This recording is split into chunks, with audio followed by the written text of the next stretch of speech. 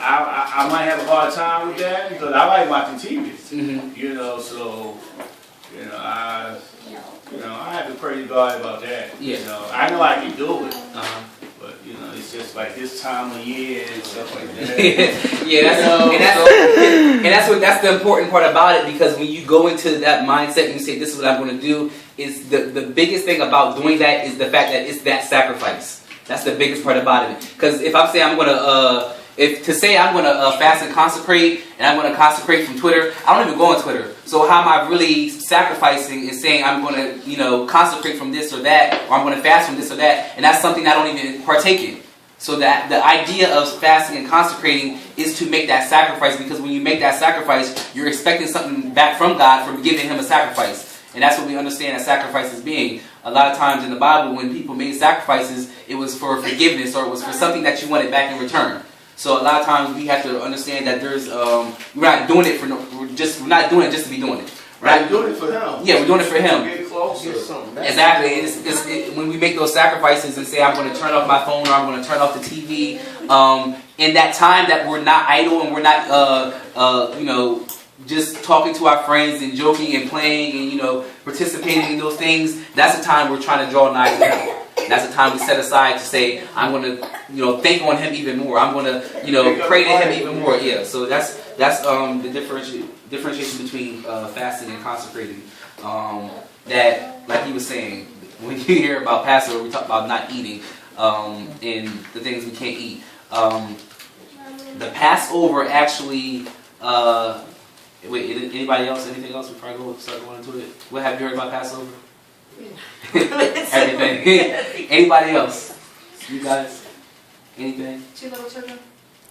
Oh, I mean, besides the fact that it was, I guess, because of that thing that was coming by, so He was passing over His people. So, other than that, nothing else. All right. Just to get an understanding, that's where the word derives from. But then we go into that, and that's the Old Testament. But when we understand we travel into the New Testament, we understand that a lot of times people associate Passover with being a Jewish celebration or a Jewish heritage or custom, and in fact that it is. But we have to understand that it's not. Even in saying a lot of things are Jewish, this is just something I want you guys to understand too. A lot of times in our current state of nationalities and ethnicities and stuff like that, when we understand and talk about Jewish people, if you understand that the nation of Israel was 12 tribes, it was built together by 12 tribes, and when we say Jewish people, a lot of times we associate that with being the people of God. They are the people of God. They were, who Jesus came from. But we have to understand the word Jew comes from Judah. So when we talk about Jewish people, when we say Judah, we're only talking about one tribe associated with that. So we're missing out on 11 other tribes and 11 other people who were God's chosen people. So in understanding that, a lot of times we miss out on the real understanding of who we are and who we are associated with God, because we say God's people were Jews. And that's only one tribe. So imagine one little group or that one tribe of people, and you're missing out on 11 other tribes of people. And that's why a lot of people you see, and we don't do this, but a lot of other people you see partake in beliefs of being Hebrews and Hebrew Israelites.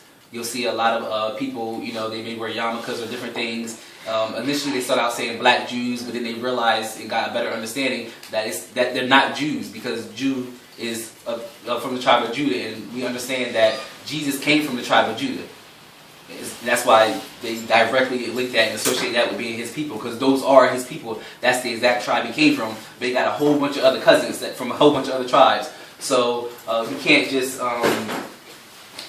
look at Passover as being something that is so far-fetched and that has nothing to do with us, because a lot of times, raise your hand if you ever heard of communion. Everybody's pretty much heard of communion. First Sunday, wear all your white, You drink the, break the bread, eat a little piece of cracker, and you drink the wine. What's the cracker represent, or the bread represent? His body, the body of Christ, right? And what's the wine or the water, wherever they choose? The blood. Okay, so we all have an understanding of that, and we all associate that with being Christian, and we associate Passover with being Jewish, right? But if we understand and look at the Bible, and how many have ever heard of the Last Supper? Okay, and that's where we associate communion, Last Supper. But if we really understand the whole thing that was taking place in history in that time, Jesus was having a Passover meal at the time of communion. When he gave out the bread and said, "Drink this, or take this, partake in this, and this is my body," and the wine and said, "Take this, this is my blood," they were having a Passover meal. And they weren't just having it because Jesus was Jewish, because some of the people associated with him and his disciples, they weren't Jewish. Not everybody that was with him was Jewish. So they partook in this as well, because it's a biblical heritage, not just a heritage for Jewish people. So if we believe in the Bible, and we say we hold the Bible as being our truth and our understanding and our light and what directs us and guide us, we have a connection with everything that takes place in the Bible through a biblical heritage. And that basically means that everything that's taking place and happening in the Bible, we have some kind of connection and association with it. Whether we consider ourselves to be just regular Christians, or we want to go as far as saying we're Hebrew Israelites, or we want to go as far as saying we are black Jews or whatever. There's a connection with us through history and through religion that we have with the Bible. All right, so back to okay. How come y'all don't celebrate Palm Sunday? How come we don't celebrate Palm Sunday? I'm starting to do research to understand our church and stuff like that. And I don't know why y'all don't. I want to know why. Okay. That's a different lesson. I'll touch on that just a little bit, and we're going to go back to Passover. Palm Sunday is actually the day or precedent to Easter. So